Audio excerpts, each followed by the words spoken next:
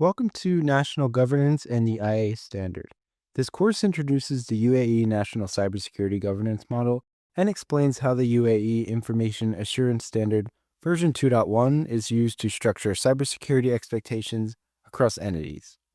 The focus is on understanding how national governance, adoption planning, and control implementation all work together.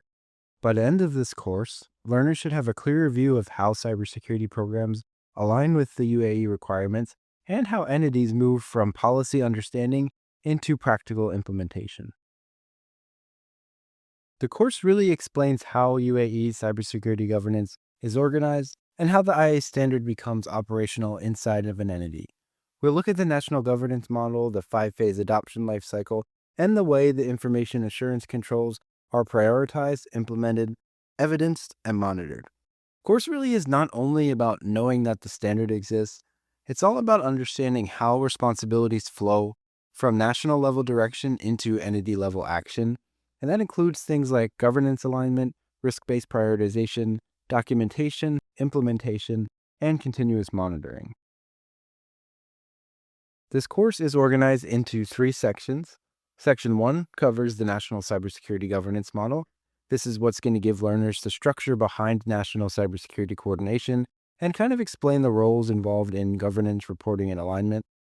Section 2 covers the five-phase adoption lifecycle. This walks through how an entity moves from understanding requirements to assessing current posture, implementing controls, monitoring progress, and then collaborating with national stakeholders. Section 3, operationalizing the UAE IA Standard V21.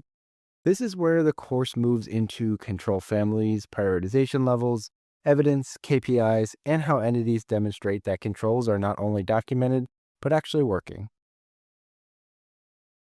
Learners should have a basic understanding of cybersecurity governance, risk management, compliance programs, and security control implementation coming into this course. You don't need to be an expert in the UAE standard before starting this.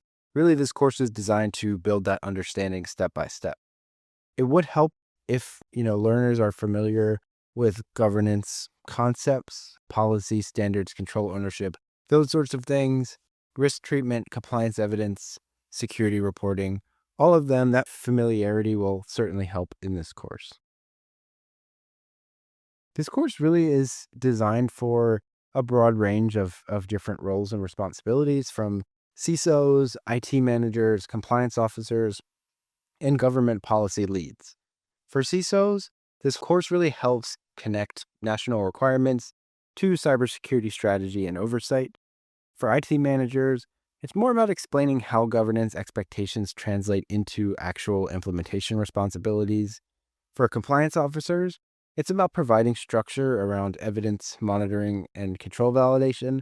And then for your government policy leads, it really just supports a shared understanding of how national cybersecurity direction becomes practical entity level execution.